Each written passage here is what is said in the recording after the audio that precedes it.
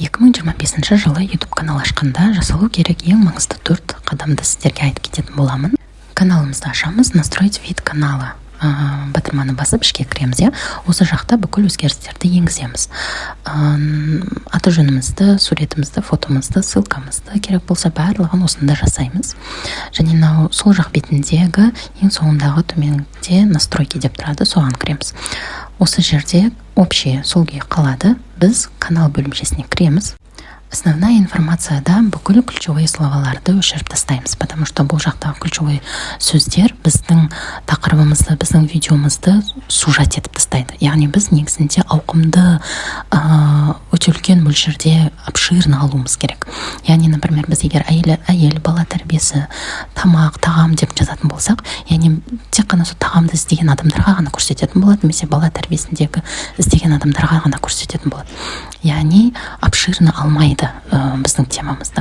Ал біздің темамыз бүкіл адамға, ұлы болсын, қызы болсын, кәрісі болсын, жасы болсын, барлығына көрсетуіміз үшін біз осылай ключевой словаларды алып тастаймыз. Тағы да айта кететін жайт, біздің местоположениеміз енді еш нәрсеге әсер етпейді.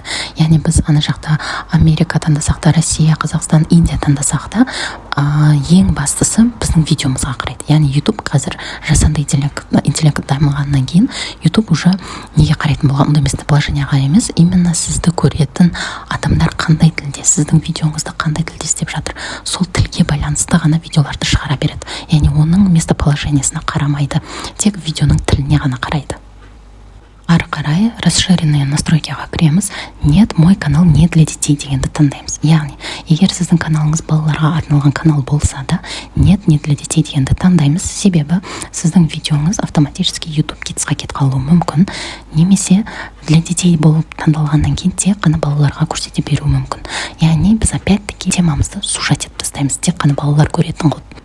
Ары қарай еш нәрсе өзгертпейміз. Доступность функцияға кіреміз, телефонымызды тіркейміз, актив номерді тіркейміз, видео верификациямызды өтеміз. Келесі загрузка видеоға кіріп, расширенные настройкаға кіреміз. Осы жерде ең маңыздысы категорияны таңдаймыз. Яғни категорияда біз развлеченияны таңдаймыз. Даже если сіздің каналыңыз для детей болсын, образовательный болсын, тамақ туралы болсын, для женщин болсын, біз развлеченияны таңдаймыз. Не үшін?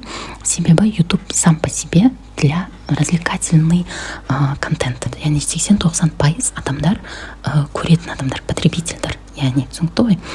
Сол үшін для развлечений дегенді таңдаймыз, чтобы біздің жасымызда, кәрімізде, ұлымызда, қызымызда барлығына ауқымды түрде біздің видеомыз жететіндей.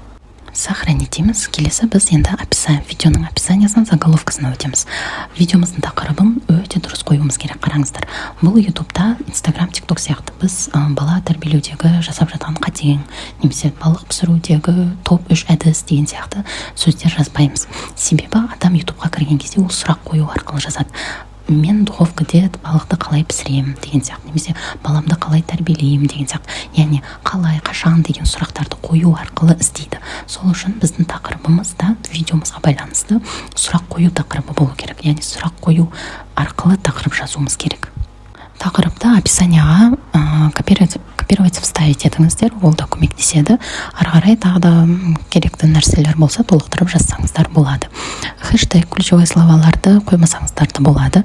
Алдында айтып кеткендегідей, қазір жасанды интеллект барлығын уже видеоға қарай, ішіндегі болып жатқан тіліне қарай, сол арқылы ғана жасайтын болған. Яғни біздің хэштег, ключевой словаларымыз уже не істейді, сужать етеді біздің видеомыздың темасын.